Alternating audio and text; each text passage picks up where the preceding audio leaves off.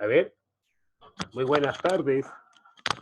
Y buenas tardes, estudiantes. ¿Ya? ¿Estamos todos ya? ¿Me escuchan? Buenas tardes. ¿Ya Sí, estamos? Se escucha claro, se escucha claro. Muy bien, entonces. Sí. Hoy, con literatura latina número 2. ¿Ok? ¿Sí? Bien. Vamos a hacer la presentación del caso. Te recordarás tú en la clase pasada, hablamos sobre la literatura latina 1, que es la prolongación de la gran literatura griega, la literatura representada por el gran Homero en la Ilíada y en la Odisea. Te recordarás, Homero, considerado como el más notable, escritor de la época, presentó a la Ilíada al famoso Aquiles como un hombre guerrero, valiente, fuerte, un semidios, pero también representaba valores o antivalores como la envidia, el odio, la ira, el rencor. En la obra de la Odisea, el famoso Homero representa a Odiseo, a Ulises, como un hombre bueno y inteligente. En la Ilíada presenta un personaje muy importante, Aquiles, hombre fuerte pero malvado, y en la Odisea, un hombre no tan fuerte pero inteligente y astuto como Odiseo. Pero los latinos dieron un paso más allá y fue el famoso Virgilio que en una sola persona representa bondad, inteligencia y sobre todo valor. Ese fue el famoso padre de la gran cultura latina, el famoso Eneas. En su obra La Eneida representa a Eneas en el hombre en el cual se conjuga el valor, lo bueno y lo malo de todo ser humano. Entonces, ese era el equilibrio que hablábamos una vez, que siempre se buscó en la cultura greco-latina. ¿Ya? A continuación, veamos la biografía del gran Virgilio. Virgilio, pues, si me escucha con atención, Virgilio, llamado Tulio Vigilio Marón, nació un 15 de octubre, en la ciudad de Andes, ya, Mantua, muy cerca a Roma, en el año 70 antes de Cristo. Y él es autor de grandes obras, es un literato, es un poeta lírico. Escribió 3 grandes obras muy importantes que duraron durante cerca de 1000 años, casi toda la Edad Media. Era modelo Virgilio por su fineza y su humanismo, y el cristianismo de la Edad Media siempre lo tomó como ejemplo para difundir el pensamiento también cristiano. Vigilio nació 70 años antes de Cristo y fallece en el año 19 antes de Cristo, pero muy, muy joven. Antes de cumplir los 60 años falleció. De origen pobre, pero sus padres hicieron un gran esfuerzo. Sus padres eran unos pequeños comerciantes y lo enviaron a estudiar a Milán. Ahí en Milán, Nápoles y en Roma estudia gramática y retórica. Tuvo el apoyo de muchos personajes. En especial fue amigo del emperador Octavio. Vivió en el palacio Virgilio y eso le permitió a él hacerse famoso. Y es a Octavio que él le rinde un homenaje a través de la obra La Neida. Si tú ves con claridad, y vamos a verlo en este fragmento que vamos a presentar, Eneas representa la figura y describe a Eneas como si fuera Octavio. Al vivir en Roma, este recibe el apoyo del gran Mecenas. Mecenas, como sabemos, amigo de Octavio, junto con él, apoyaban a los grandes escritores. Él, para demostrar que su obra de Eneas era cierto, era real, no era una leyenda, viaja a Grecia. Fíjate en el lado izquierdo de la imagen, ahí vas a ver al famoso Virgilio. Viaja a Grecia siguiendo la ruta de Eneas. Pero ¿por qué tiene que irse a Grecia siguiendo la ruta de Eneas? Debes tú saber que Eneas participó en la guerra con Troya, defendiendo su ciudad, defendiendo a los troyanos. Eneas es un troyano. Y, y quiso demostrar Virgilio, pues, que en verdad siempre existió Eneas y que no es solamente un mito.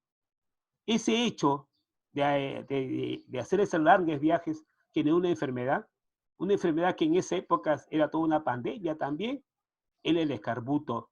La alta fiebre hizo que falleciera este joven escritor. Muere en Brindisi en el año 19 antes de Cristo. Entonces, él antes de su muerte, él sabiéndose ya que iba a fallecer, escribe lo que quisiera que le pusieran en su lápida, en su mausoleo. Escribe una frase muy interesante.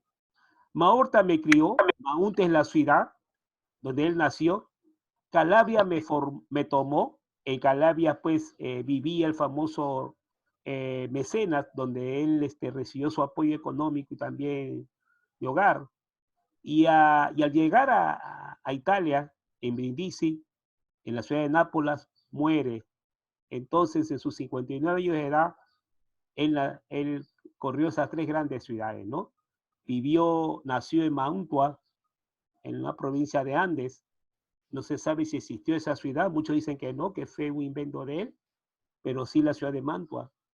Vivió prácticamente todos sus años de producción con mecenas en un palacio en Calabria y muere en la ciudad de Nápoles. De Vigilio hay grandes retractores porque más que un gran literato lo consideraron un agitador político, un propagandista de Octavio. Pero en verdad, si vamos a leer Eneas, su aporte es que él quiere en esa obra romper con un mito, es traerse bajo que la idea del destino está programada ya por los dioses. En la Ilíada y en la Odisea, en todas las obras antes de Vigilio, se decía que los hombres sin los dioses no hacen nada, pero Vigilio dio el gran paso, aceptó, cierto, los hombres sin los dioses no son nada, pero los dioses sin los hombres, ¿qué son? A tal extremo que en la obra de Eneas de una u otra manera no permitió que el destino lo marcara su vida. Y hasta los dioses se conjugaron contra él, pero Eneas luchó contra ese destino. ¿Ya? Vamos a ver a continuación las obras de Vigilio. Vigilio escribió tres grandes obras que perduran hasta el momento. Estas tres grandes obras que él escribió fueron las bucólicas, las giórgicas y las Eneidas. Por favor, prestemos atención. Déjame recordarte que estas obras fueron leídas, estos poemas fueron leídos, ¿ya? No fueron relatados de manera oral, fueron leídos en grandes palacios. Virgilio era el poeta de las grandes clases sociales. Las bucólicas es una colección de poesías, ¿ya? Es una colección de poesías escritas en el año 43 al año 37 antes de Cristo.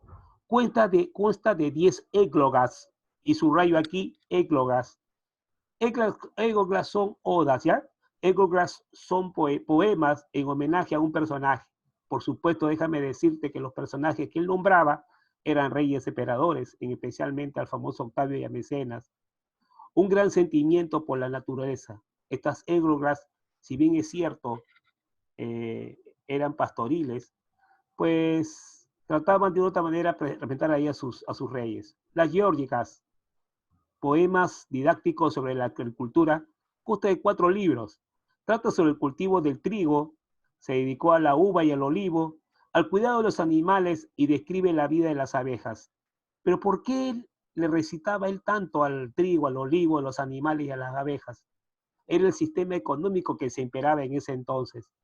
Déjame decirte que el Imperio Romano estaba en constante expansión. Entonces el alimento que sostenía a ese pueblo era el trigo, como nosotros ahora el arroz. La uva para hacer sus vinos y el olivo que era la aceituna que consumimos, donde salía el aceite también. El trigo, el vino y la uva sostuvo al gran ejército romano. Te repito, el trigo, la uva que es donde nace el vino y el olivo, el aceite, fueron los que en verdad mantuvo al ejército romano. Y ahí porque él le recita a las geórgicas. Y por supuesto al cuidado de los animales, donde se alimentaban a través de sus carnes. Y te pregunto, ¿y por qué las abejas?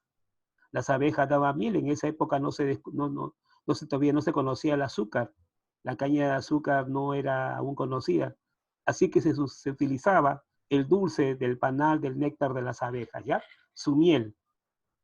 La Eneida es un poema escrito, es un poema lírico. Narra las aventuras del héroe troyano Eneas, ¿correcto? Es un panegírico, es decir, un elogio escrito. ¿A quién? El Eneas, como vamos a ver, representaba toda la figura del famoso rey Octavio, emperador latino que era prácticamente admirador y apoyaba al gran Vigilio. La Eneida, pues, es la obra que solamente comparado con tres grandes obras más, tres obras muy, muy grandes, y te digo, la Eneida casi sirvió como un modelo del soldado romano y sobre todo del humanismo que sirvió en la Edad Media para de una u otra manera representar el sentimiento de los romanos. Veamos el argumento. Mírate la imagen, por favor, fíjate la figura con mucha atención. Dice, Vigilio concibió esta obra con una intención política y propagandística a favor de Octavio. Eso se sabe, eso lo retractan. Pero déjame explicarte que Virgilio aporta a la literatura latina algo que no se había visto antes. Era muy ágil, él da el primer paso. Ya con esta obra de Eneida va a servir de inspiración para que aparezca una nueva especie en la literatura mundial, que fue la narrativa. Hasta antes de Virgilio todos se escribían en cantos, él da el gran paso. Si bien es cierto, hubo poema, pero también relató hechos. Argumento de la obra de Eneas, de Gran Vigilio. Primer momento, Eneas abandona Grecia y se enfrenta a Juno y Venus, y lo arrojan de la costa de África. Repito, primer momento de la obra de Eneas. ¿De qué trata? Ese es el argumento. Eneas, si tú lo estás viendo, abandona Grecia y se enfrenta a Juno y Venus, y lo arrojan a la costa de África. Fíjate, Eneas enfrentándose a dos dioses. Eso no lo puede hacer ni Aquiles ni Odiseo. Segundo momento, Venus despierta en Dido el amor a Eneas. Venus, Venus hace que Dido, una reina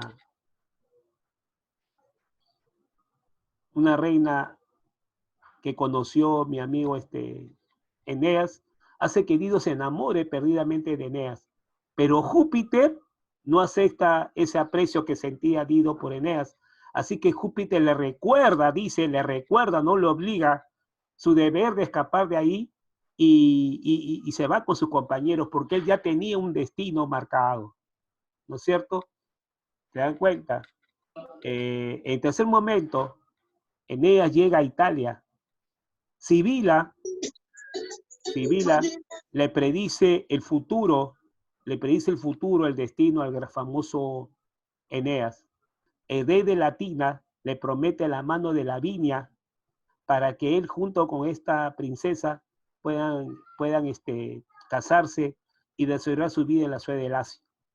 Juno, el dios Juno, provoca la guerra y arroja contra los troyanos al rey, quien amaba a Lavinia, ¿ya?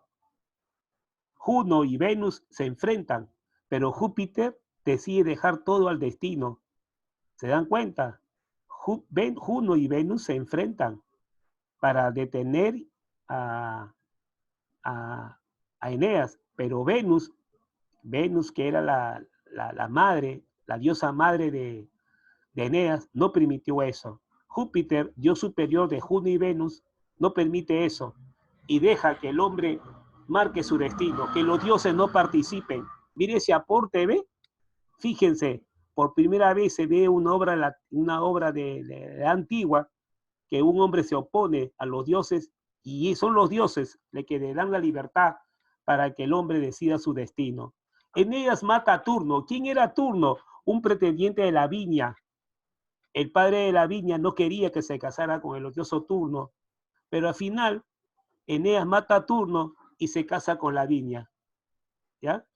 Pero veamos La personalidad de Eneas, retrato de Eneas. Recuerda, este es un retrato, no es una prosopografía, no es una etopeya, es un retrato. Te recordarás años atrás, los profesores de literatura te decían que el retrato es la descripción moral y física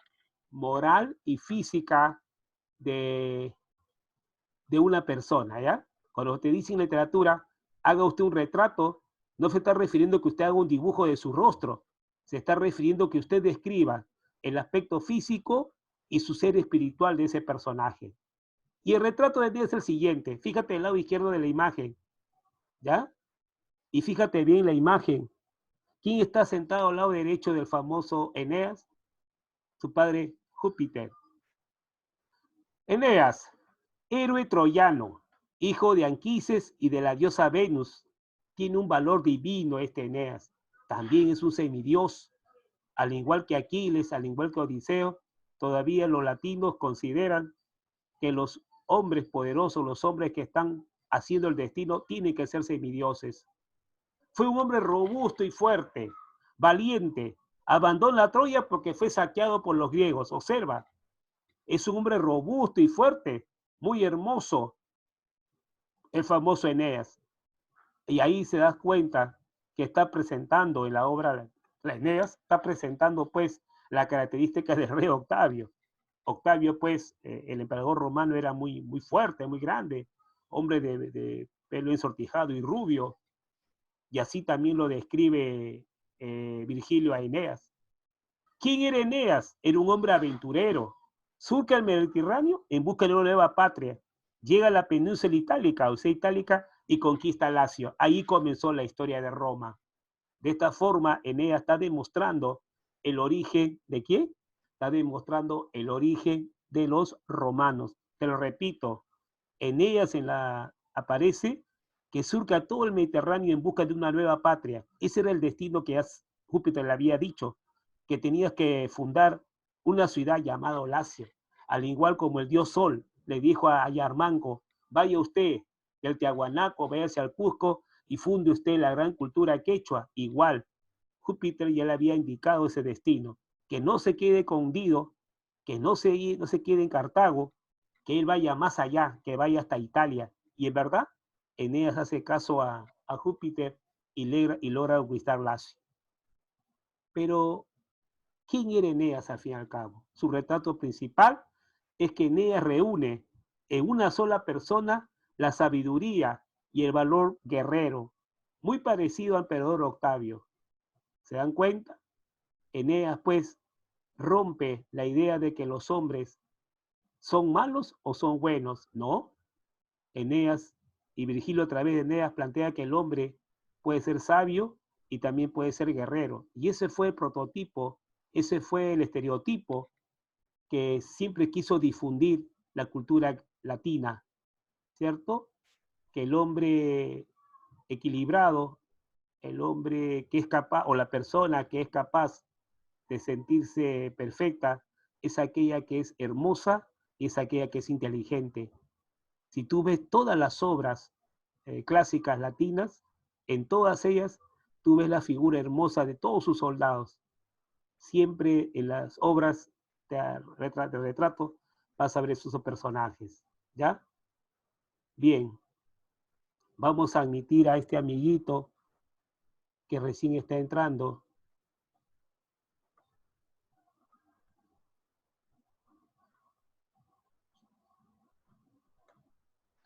La Eneida te presentando un fragmento, ¿ya?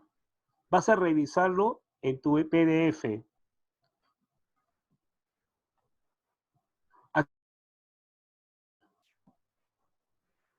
A ver. Uy.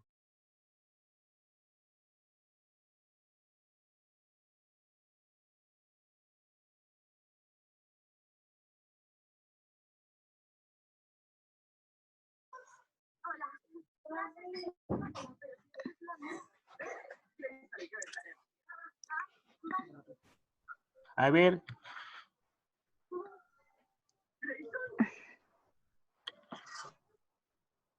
¿Me escuchan? ¿Me están escuchando? Sí. Bien.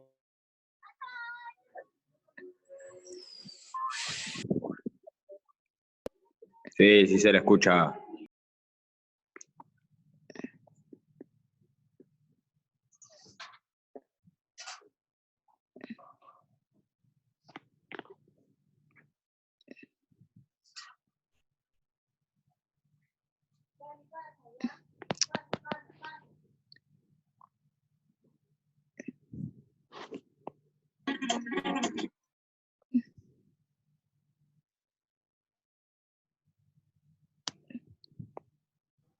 Te quiero presentar el fragmento. Te quiero presentar el fragmento. ¿Están viendo el fragmento de la lectura? ¿Sí? ¿Lo están viendo? Claro, se ve, se ve. Mire, Sí. vamos a leer toda esta lectura en Cubicon, lo vas a leer, te lo voy a colgar, ¿ya? Y vas a tener un glosario, mira al final. En ese glosario hay palabras que aparecen en todo el texto y te va a servir para que lo puedas leer con mucha atención, ¿ya? Es un fragmento. De ese fragmento aparecen estas preguntas, ¿ya?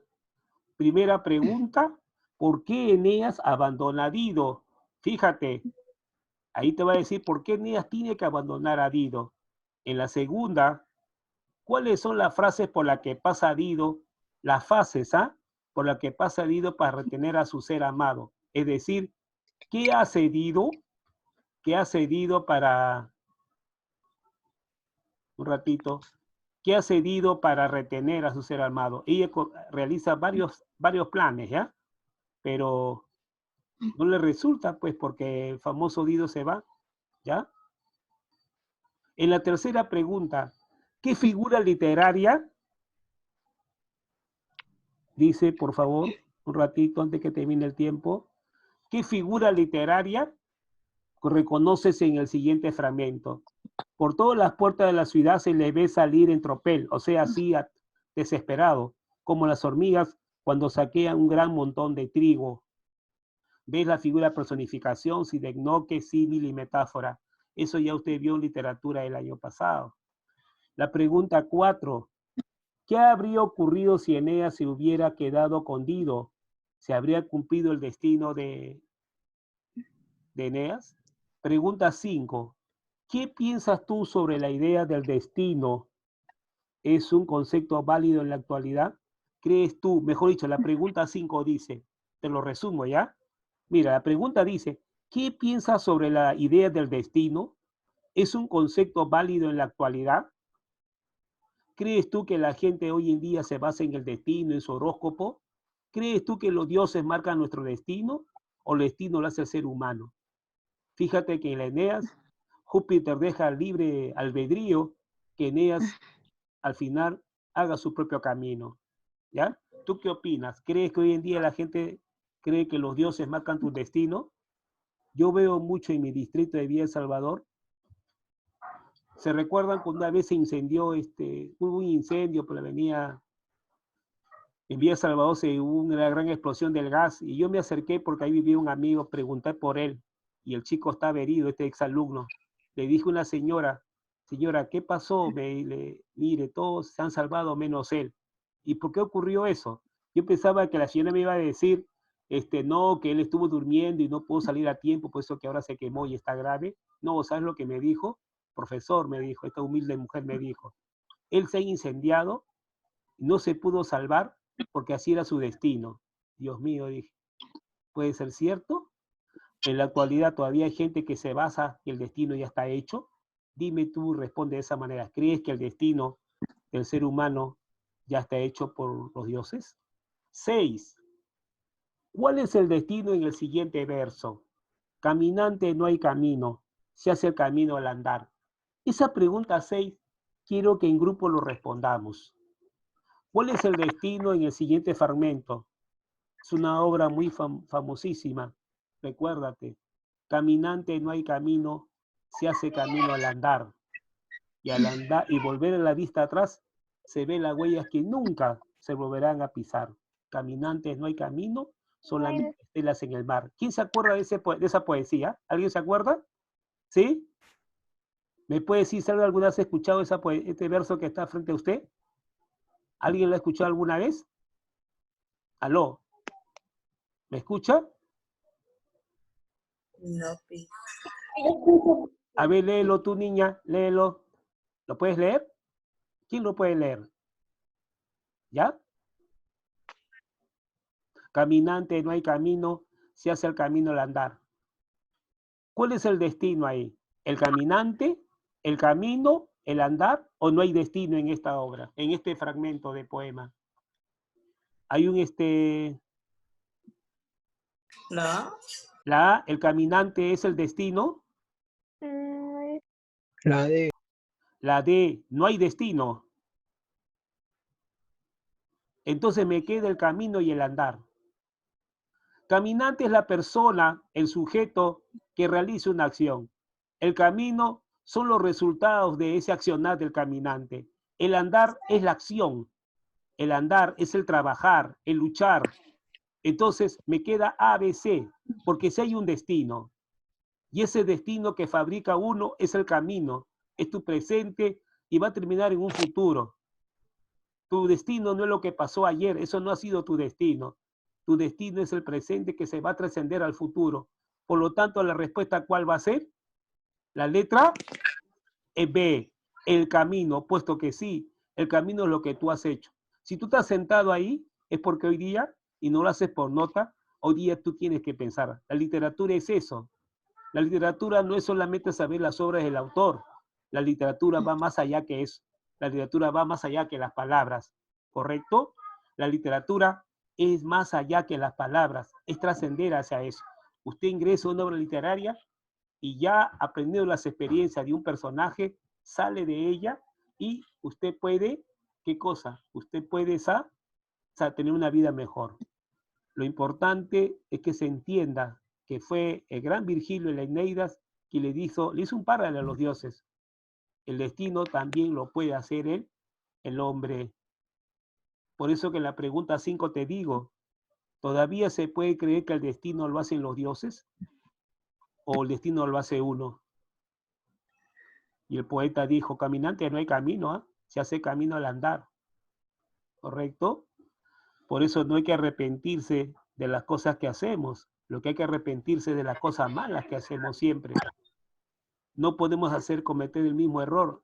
No podemos cometer el mismo camino. Estos son los fragmentos de la Eneida que vas a leer. ¿Correcto? ¿Hubiera una pregunta más para hacer un recuento, un resumen? ¿Sí? Bien. Para los que recién han llegado, ¿ya? Para mis amiguitos que recién han llegado. Ingresemos, biografía de Virgilio. Nació en Antes Mantua, cerca de Roma, en el año 70. Es de origen muy pobre, estudió gramática y retórica en las escuelas de Milán, Nápoles y Roma. ¿Por qué siendo pobre pudo estudiar ahí? Porque el gran Mecenas lo apoyó y Mecenas era muy amigo de Octavio. Esto lo ayudó a Virgilio a tener mucha fortuna y mucho prestigio. Murió en Brindisi, en Nápoles, en el año 19 a.C., muy joven, si antes de llegar a los 60 años. Escribió 3 grandes obras. Bueno, escribió varias, pero escribió poemas líricos, escritos, y se leía. La bucólica, las geórgicas, ¿ya? Las bucólicas eran églogas, ¿correcto? Eran alabanzas, sobre todo la naturaleza y los emperadores, ¿ya? Se escribió y duró cerca de 4 años esta gran obra. Las geórgicas ya fueron obras de carácter pastoril o madrigal, como se llama, donde le rinde culto al trigo, a la uva, al olivo, a los animales y a las abejas. Fueron los alimentos básicos de los grandes ejércitos romanos. La Eneida, ya pues en la Eneida él explica el origen de la cultura y del pueblo romano. No confundas, no confundas. Los fundadores de Roma y Remo, de Roma fue Rómulo y Remo, pero el que explica el origen divino de todos los romanos es Virgilio en su obra La Eneida. El argumento de una obra es lo que trata una obra. En el primer momento, Eneas abandona Grecia, abandona Grecia y Juno y Venus la arrojan a la costa de África. Venus era su mamá de Eneas y lo protegía. pero Venus hace de que Dido se enamore de su hijo Eneas, pero Júpiter no permite eso y le dice a Eneas que salga de Cartago y se vaya a cumplir su destino, que era fundar la ciudad de Lacio.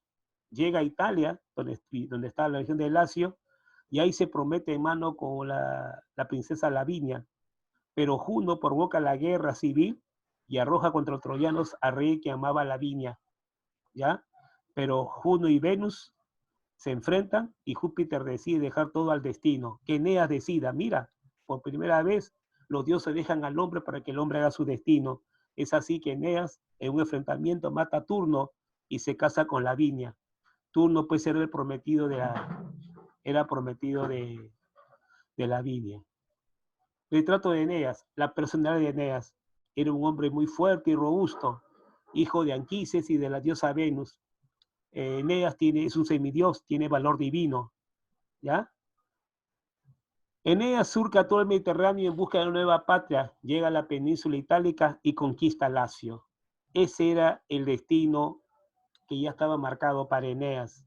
Repito, buscar nuevo territorio, ya los troyanos habían sido derrotados, los griegos estaban divididos, así es que un nuevo territorio donde se expandiera los famosos romanos y se va a Lacio. Desde ahí comienza la cultura latina y esta cultura latina llega al Perú a través de los españoles, porque también los españoles eran de origen latino, ¿correcto? Vamos a hacer la actividad y le hago la pregunta y te la repito. Esta actividad es porque usted ya leyó este fragmento.